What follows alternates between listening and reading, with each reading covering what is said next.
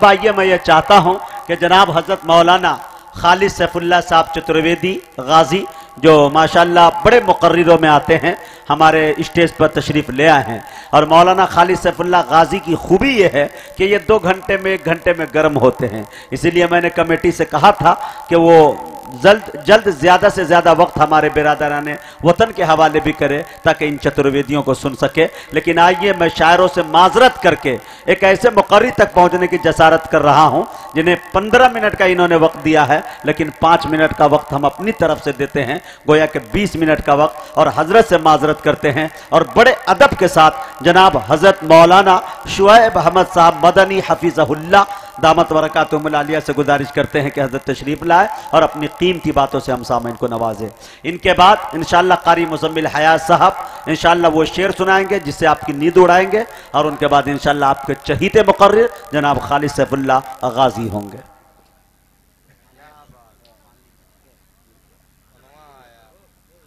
अस्सलामु अलैकुम व रहमतुल्लाहि व बरकातुहू।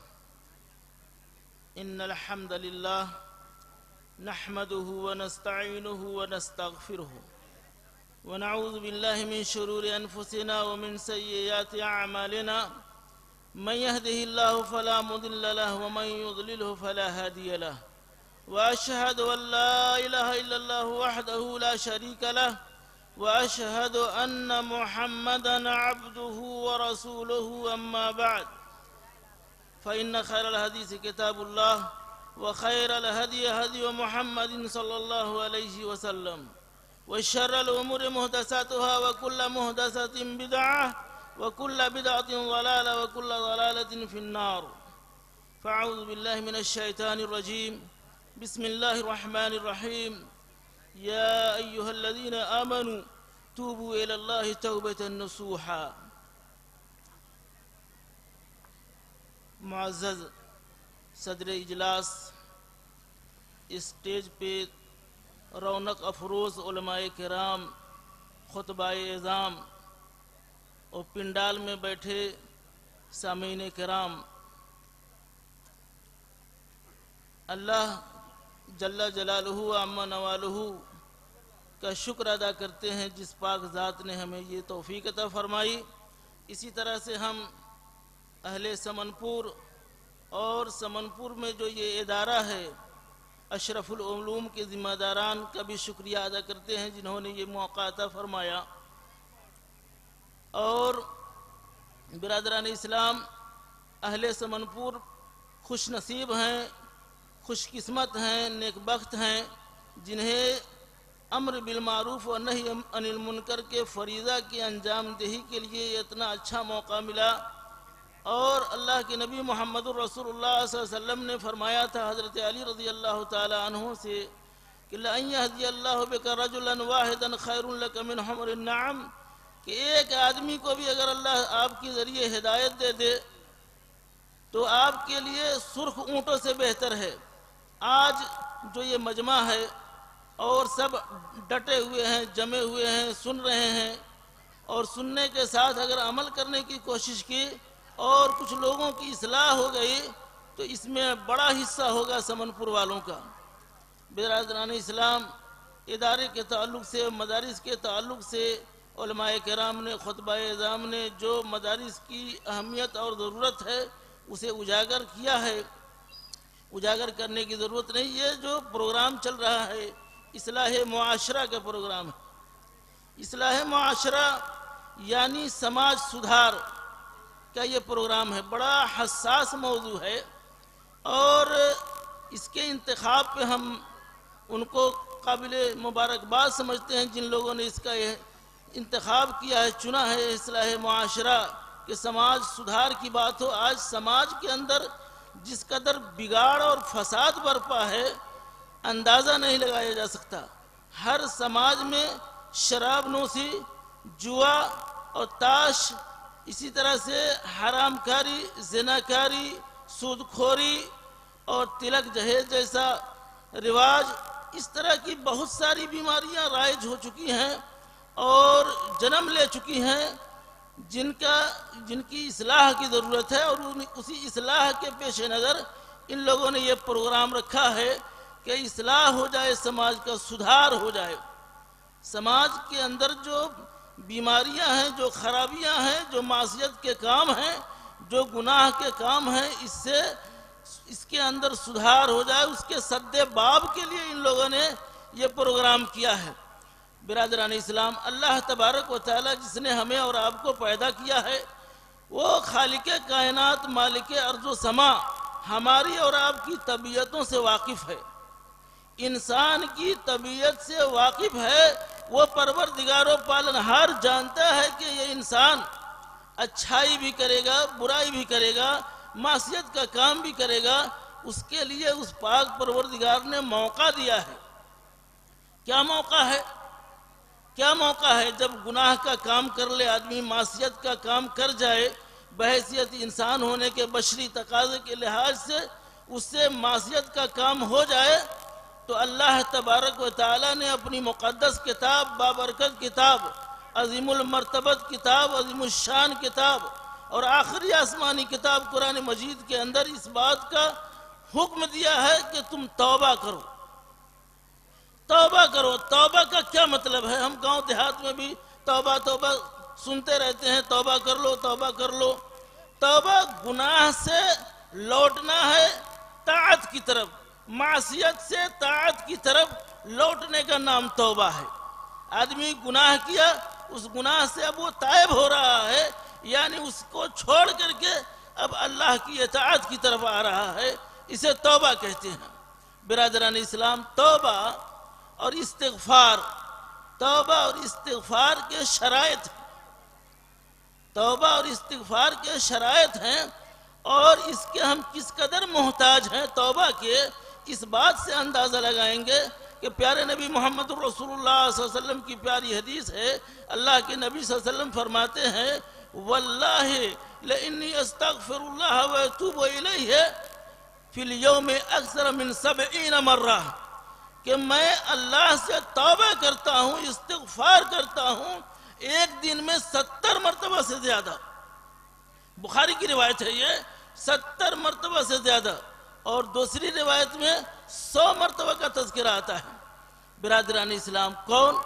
محمد الرسول اللہ صلی اللہ علیہ وسلم، جو دھلے دھلائے صاحب تھے، جو معصوم عن الخطا تھے، معصوم عن الخطا تھے، اور آپ کے اگلے پچھلے گناہ معاف تھے، اور آپ 70 مرتبہ 100 مرتبہ دن بھر میں توبہ استغفار کرتے تھے، اور ہمارے اور آپ کے گناہوں کا کوئی شمار نہیں ہے، کوئی گنتی نہیں ہے کتنا جھوٹ بولتے ہیں، کس قدر گناہ اور معصیت کے کام دن بھر میں انجام دیتے ہیں، لیکن توبہ و استغفار کی توفیق نہیں مل پا رہی ہے، توبہ و استغفار کے لیے مہلت نہیں مل پا رہی ہے، توبہ و استغفار نہیں کر پا رہے ہیں۔ سبق ہے اس حدیث کے اندر، عبرت ہے اس حدیث کے اندر، نصیحت اس حدیث کے اندر۔ جب محمد الرسول اللہ صلی اللہ علیہ وسلم دن بھر میں 100 مرتبہ استغفار کر سکتے ہیں، توبہ کر سکتے ہیں، تو ہمیں اور آپ کو کتنا کرنا چاہیے جب ہمارے گناہوں کا کوئی شمار نہیں ہے، ہمارے گناہوں کا کوئی شمار نہیں ہے، گنتی نہیں ہے، ڈھیٹ ہو چکے ہیں، ڈھٹائی ہمارے اندر آ چکی ہے، گناہ پہ گناہ کرتے جاتے ہیں، اور احساس تک بھی نہیں ہوتا، قوت حس جیسے مر چکی ہو، احساس کا مادہ ختم ہو گیا ہو کہ ہم گناہ کرتے ہیں اور اس گناہ کو گناہ نہیں سمجھتے، ہم جرم کرتے ہیں، ہم کرائم کے مرتکب ہوتے ہیں، لیکن ہم اس کو جرم نہیں سمجھتے۔ بزرگ اور دوستو، تو اللہ تبارک و تعالی نے موقع دیا ہے بندے کو کہ وہ اگر گناہ کر بیٹھتا ہے، اس سے غلطی سرزد ہو جاتی ہے، معصیت کا کام کر بیٹھتا ہے، تو توبہ کر لے، اللہ سے توبہ کر لے، اور توبہ خالص دل سے کرے، خالص دل سے کرے، اللہ کی رضامندی کے لیے، اللہ کی رضا جوئی کے لیے، اللہ کی خوشنودی کے لیے توبہ کرے۔ میں نے بتایا ہے کہ شرائط ہیں توبہ کے لیے، توبہ کے لیے کچھ شرائط ہیں۔ گناہ جس کا تعلق بندے اور بندے کے رب کے درمیان ہو، ایسا گناہ جس کا تعلق بندے کے اور اس کے رب کے درمیان ہو، یعنی حقوق اللہ کے اندر اس سے کمی ہوئی ہو، کوتاہی ہوئی ہو، ایسے موقع پہ کیا شرائط ہیں؟ نمبر 1 یہ ہے کہ بندہ اس گناہ کو چھوڑ دے، جیسے اس کو احساس ہوا اور اس نے توبہ کیا تو توبہ کے ساتھ ساتھ اس گناہ کو چھوڑ دے۔ اور دوسری شرط کیا ہے کہ وہ شرمندہ ہو، اس پہ وہ شرمندہ ہو، عار محسوس کرے کہ میں نے کیا کر دیا، میرے پروردگار و پالنہار نے تو اس سے منع کیا ہے اور میں اسے کر بیٹھا۔ جو میرا خالق و مالک ہے، جو میرا معبود حقیقی ہے، اس نے تو منع کیا تھا اس کام سے، اور اس کام کو میں کر بیٹھا، میں کل محشر میں اپنے رب کو کیا منہ دکھاؤں گا؟ وہ شرمندہ ہو جائے، وہ شرمندہ ہو جائے، شرم اور عار محسوس کرے۔ توبہ کی شرائط میں سے ہے۔ اسی طرح سے یہ عزم کر لے، تیسری شرط ہے کہ وہ عزم کر لے کہ آئندہ ایسی معصیت نہیں کریں گے، گناہ کا یہ کام ہم دوبارہ نہیں کریں گے، دوبارہ ہم ایسا گناہ نہیں کریں گے، ایسی معصیت نہیں کریں گے، اس طرح کا کام نہیں کریں گے جو ہم سے سرزد ہو گیا ہے۔ یہ 3 شرائط ہیں جب گناہ ایسا ہو جس کا تعلق بندے کے اور اس کے رب کے درمیان ہو۔ ہاں، جب گناہ ایسا ہو کہ جس کا تعلق بندے کا بندے کے ساتھ ہو، اس کا کچھ ہڑپ لیا ہو، اس کی کہیں غیبت کر دی ہو، اس کا مال چرا لیا ہو، ہاں حقوق العباد کے اندر اس نے گڑبڑی کی ہے، تو پھر ایک شرط زائد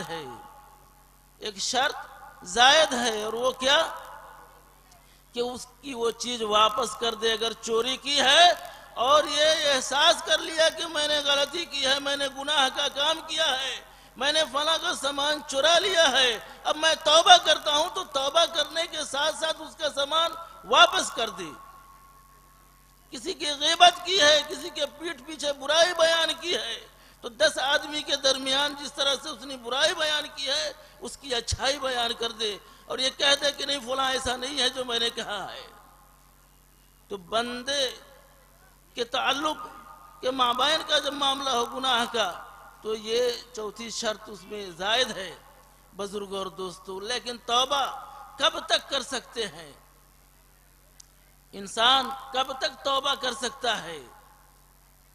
اللہ کے پیارے نبی محمد الرسول اللہ صلی اللہ علیہ وسلم کی پیاری حدیث ہے، آپ صلی اللہ علیہ وسلم نے فرمایا کہ لا يقبل اللہ توبۃ العبد ما لم یغرگر، یقبل اللہ توبۃ العبد ما لم یغرگر۔ جان کنی سے پہلے، عالم نزا سے پہلے اگر وہ توبہ کر لیتا ہے تو توبہ قبول ہے۔ اللہ چاہے تو اس کے توبے کو، اگر اس کے اندر اخلاص ہے، خلوصیت کے ساتھ توبہ کر رہا ہے تو اللہ قبول کر لے گا۔ لیکن جانکنی کے عالم میں ہے، لوگ گھیرے ہوئے ہیں، کوئی کلمے کی تلقین کر رہا ہے، روح فنا ہو رہی ہے، اس وقت اگر وہ توبہ کرتا ہے تو اللہ کے نبی صلی اللہ علیہ وسلم نے فرمایا اللہ تعالیٰ ایسے بندے کے توبے کو قبول نہیں کرتا۔ جانکنی سے پہلے توبہ کرتا ہے تو توبہ کی قبولیت کا وقت ہوتا ہے۔ ایسے ہی توبہ کا وقت بتایا جاتا ہے کہ جب سورج بجائے مشرق کے نکلنے سے، پچھم سے نکلنا شروع ہو جائے سورج کا، قیامت کی یہ نشانی جب ظاہر ہو جائے تو توبہ کا دروازہ بند ہو جائے گا، توبہ کا دروازہ بند ہو جائے گا۔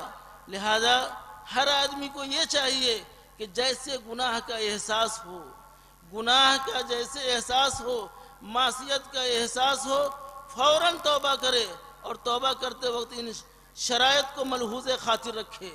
برادران اسلام، آج کے اس ترقی یافتہ دور میں، پرفتن دور اور پرآشوب دور میں توبہ کی توفیق نہیں ہو پا رہی ہے۔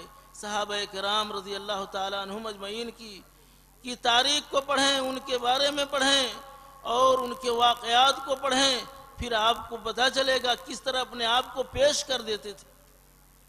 جرم کے ارتکاب کے بعد ماعز ابن اسلمی کس طرح پیش کر دیتے ہیں، بنو مخزوم کی وہ عورت کس طرح پیش کر دیتی ہے اپنے آپ کو، ایسا توبہ کرتی ہے کہ عمر ابن خطاب رضی اللہ تعالیٰ عنہ نے جب اللہ کے نبی صلی اللہ علیہ وسلم کے سامنے اس عورت کے بارے میں کچھ کہا تو آپ صلی اللہ علیہ وسلم نے فرمایا کہ عمر، اس نے ایسی توبہ کی ہے کہ اس کے توبہ کو مدینہ کے 70 گناہگاروں پہ اگر تقسیم کیا جائے تو سب معاف کر دیے جائیں گے۔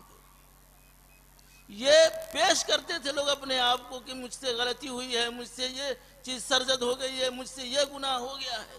آپ کو کعب ابن مالک کا واقعہ، ہلال ابن امیہ، مرارہ ابن ربی، یہ وہ لوگ ہیں جو لوگ غزوہ تبوک کے موقع سے پیچھے رہ گئے تھے، غزوہ تبوک کے موقع سے پیچھے رہ گئے تھے۔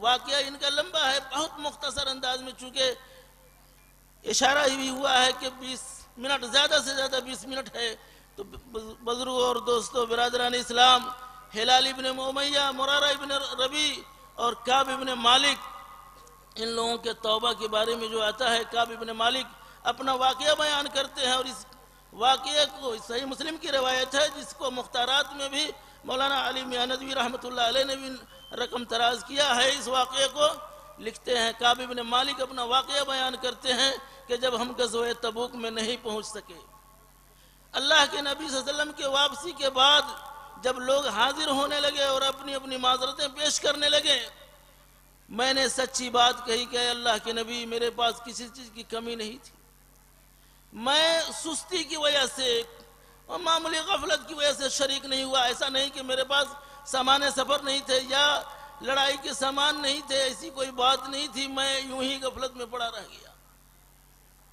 بزرگوں اور دوستوں، کیا ہوا؟ کیا عتاب نازل ہوا؟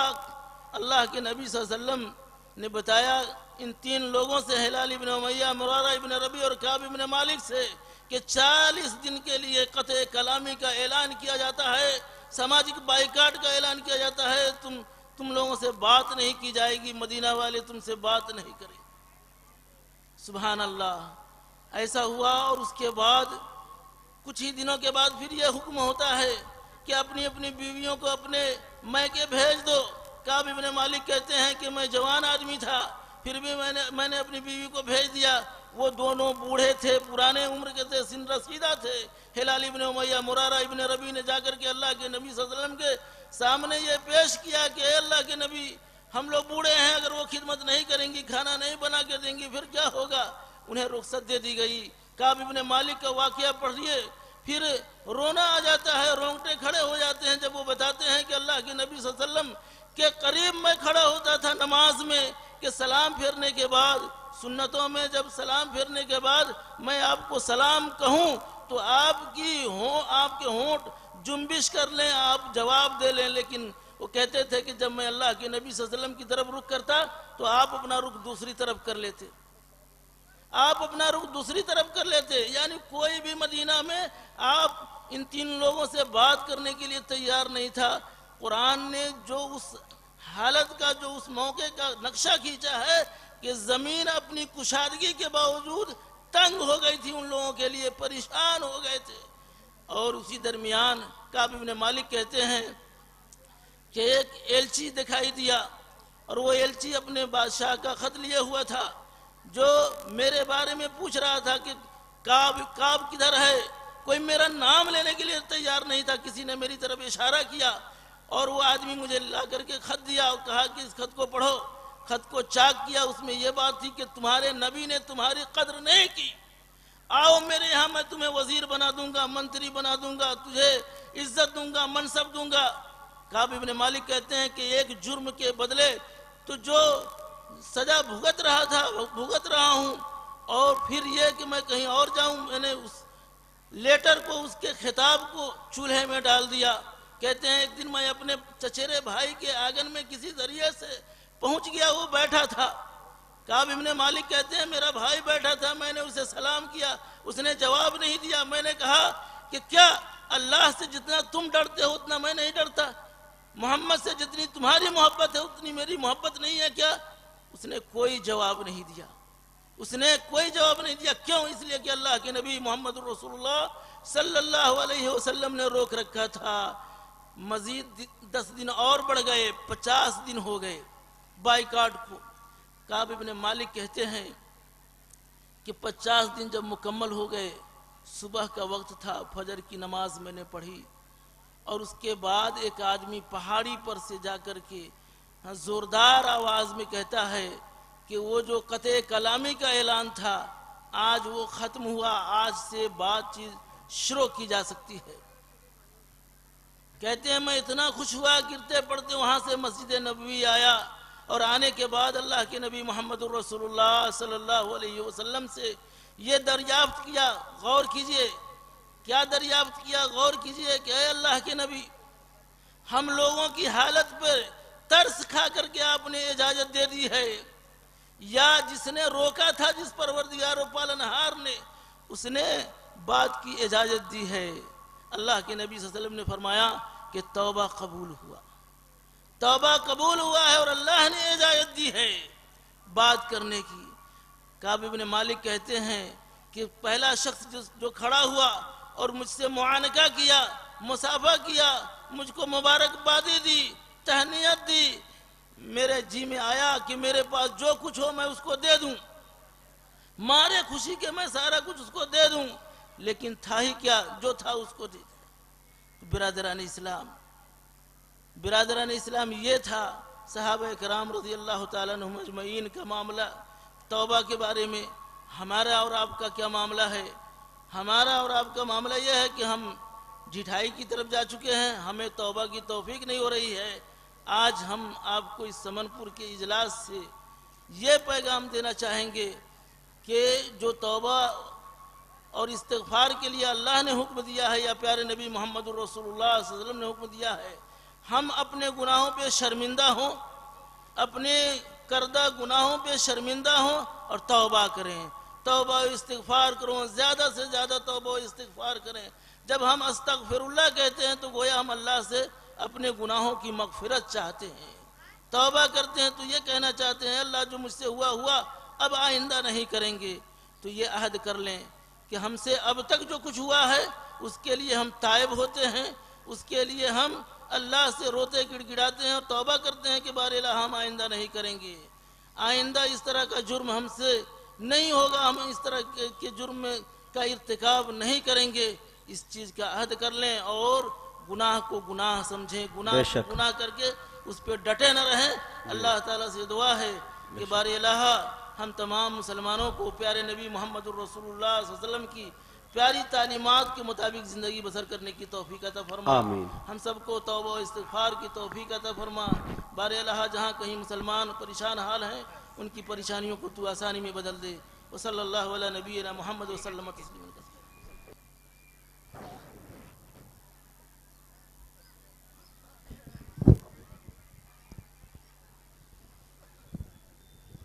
معزز سامعین، جناب حضرت مولانا شعیب صاحب حفظہ اللہ بڑی قیمتی بات بتا کے آپ سے رخصت ہوئے۔